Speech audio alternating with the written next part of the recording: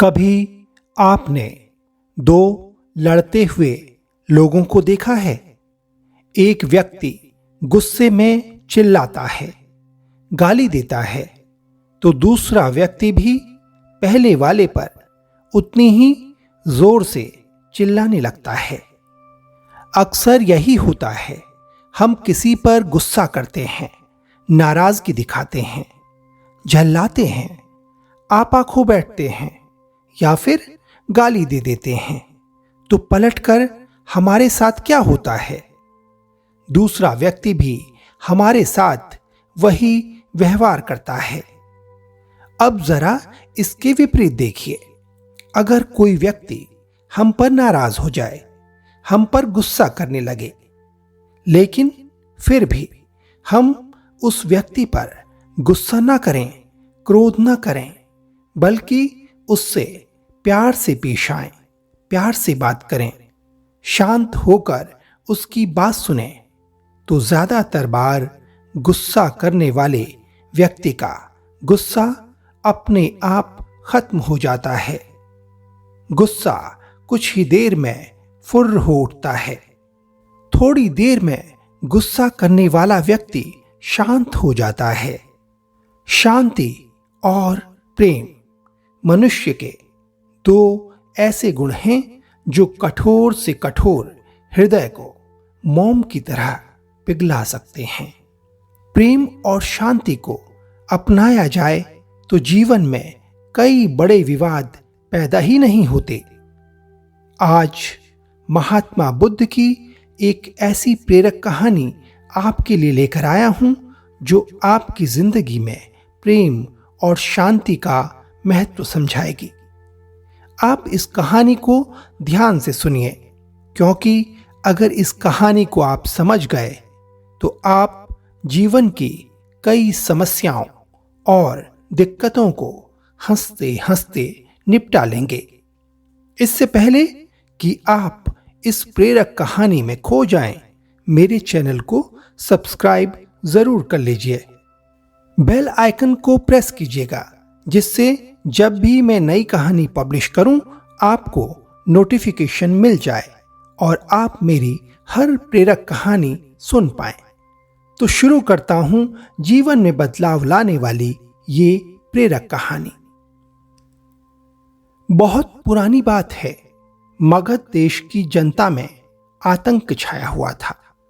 अंधेरा होते ही लोग घरों से बाहर निकलने की हिम्मत नहीं जुटा पाते थे। इसकी एक वजह था डाकू अंगुलीमाल।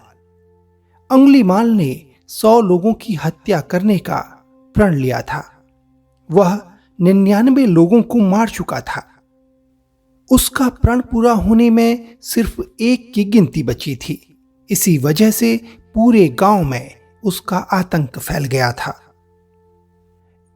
अंगुलीमाल मगध देश के जंगल में रहता था। जो भी राहगीर उस जंगल से गुजरता, वह उसे रास्ते में लूट लेता और उसे मारकर उसकी एक उंगली काटकर माला के रूप में अपने गले में पहन लेता था। उन्हीं दिनों की बात है, महात्मा बुद्ध वैशाली नगर से गुजर रहे थे। लोगों ने उन्हें रोका। बुद्ध को लोगों ने बताया कि वैशाली के बाहर जंगल में अंगुलीमाल नाम का एक डाकू रहता है। वो लोगों को लूटता है, मार देता है, फिर उनके हाथों की अंगुलियां काटकर उसकी माला बनाकर पहन लेता है। ऐसे खतरनाक इंसान के सामने जाने से अच्छा है आज रात यहीं रुक जाएं। लोगों ने महात्मा बुद्ध से प्रार्थना की, लेकिन बुद्ध ने कहा, मैंने एक बार प्रवास करने का मन बना लिया तो मैं पीछे नहीं हट सकता, मुझे जाना ही होगा। लोगों ने बहुत रोका, सुरक्षा के लिए साथ चलने को भी कहा, लेकिन बुद्ध अकेले ही निकल पड़े। महात्मा बुद्ध अत्यंत शांत भाव से जंगल में चले जा रहे थे। तभी पीछे से एक आवाज कानों में पड़ी, ठहर जा, कहां जा रहा है? बुद्ध ऐसे चलते रहे मानो कुछ सुना ही नहीं। पीछे से फिर जोर से आवाज आई, मैं कहता हूं ठहर जा। महात्मा बुद्ध रुक गए और पीछे पलटकर देखा तो सामने एक खौफनाक डाकू खड़ा था। महात्मा बुद्ध आवाज सुनकर रुक गए। उन्होंने पीछे पलटकर देखा तो सामने एक खूंखार डाकू खड़ा था। लंबा चौड़ा शरीर, बड़े हुए बाल, लंबे लंबे नाखून, लाल लाल आंखें, हाथ में तलवार लिए वह व्यक्ति बुद्ध को घूर रहा था। उसके गले में उंगलियों की माला लटक रही थी। वह बहुत ही डरावना लग रहा था। महात्मा बुद्ध ने उस व्यक्ति की तरफ देखकर शांत और मधुर स्वर में कहा, मैं तो ठहर गया, भला तू कब ठहरेगा? अंगुलीमाल ने बुद्ध के चेहरे की ओर देखा।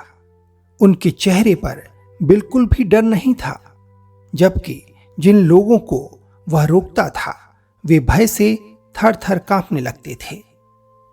अंगुलीमाल बोला, हे सन्यासी, क्या तुम्हें डर नहीं लग रहा है?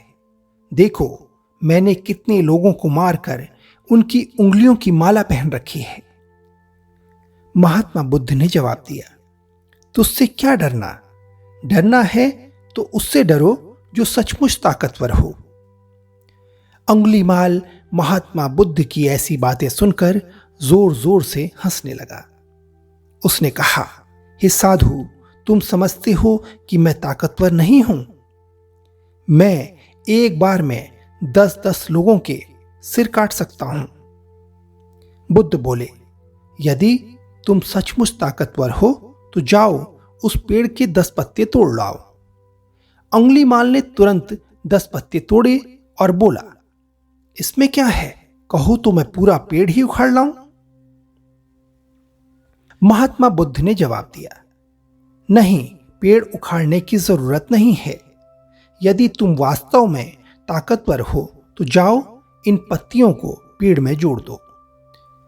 महात्मा बुद्ध की बातें सुनकर अंगुलीमाल क्रोधित हो गया और कहने लगा, भला कहीं टूटे हुए पत्ते भी जुड़ सकते हैं?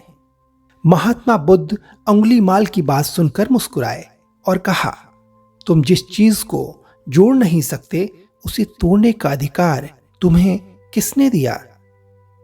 एक आदमी का सिर जोड़ नहीं सकते तो काटने में क्या बहादुरी? अंगुलीमाल अवाक रह गया, सन्न रह गया।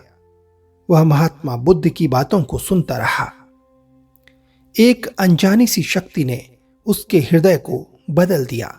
उसे लगा कि सचमुच उससे भी ताकतवर कोई है। उसे आत्मग्लानि होने लगी। अंगुलीमाल महात्मा बुद्ध के चरणों में गिर पड़ा और बोला, हे महात्मा, मुझे क्षमा कर दीजिए। मैं भटक गया था, आप मुझे शरण में ले लीजिए। भगवान बुद्ध ने उसे अपनी शरण में ले लिया और अंगुलीमाल को अपना शिष्य बना लिया। आगे चलकर यही अंगुलीमाल एक बहुत बड़ा साधु हुआ। दोस्तों, कोई इंसान कितना भी बुरा हो, लेकिन अगर आप अपनी अच्छाइयां नहीं छोड़ते तो कोई आपका कुछ नहीं बिगाड़ सकता। सत्य और धर्म के आगे हर बुराई को झुकना ही पड़ता है। परेशानियों और मुसीबतों को सामने देखकर डरना और घबराना बेकार है। शांत मन से प्रेम के साथ हर मुसीबत का सामना कीजिए। तो दोस्तों, आपको ये कहानी कैसी लगी मुझे कमेंट करके जरूर बताइएगा। अगर आपको ये कहानी पसंद आई है तो आप इस कहानी को अपने परिवार और दोस्तों के साथ शेयर करिएगा, जिससे आपके जरिए आपके करीबी लोगों की जिंदगी में सकारात्मकता बढ़े, पॉजिटिविटी बढ़े। अगर आपने मेरे चैनल को सब्सक्राइब नहीं किया है तो प्लीज इसे सब्सक्राइब कर लीजिए। बेल आइकन को प्रेस कीजिएगा, जिससे जब भी मैं नया वीडियो डालूं आपको नोटिफिकेशन मिल जाए। तो मिलता हूं दोस्तों जल्द ही। तब तक के लिए खुश रहिए, मस्त रहिए। जीवन में निराशा को घर मत बनाने देना। नमस्कार, गुड बाय।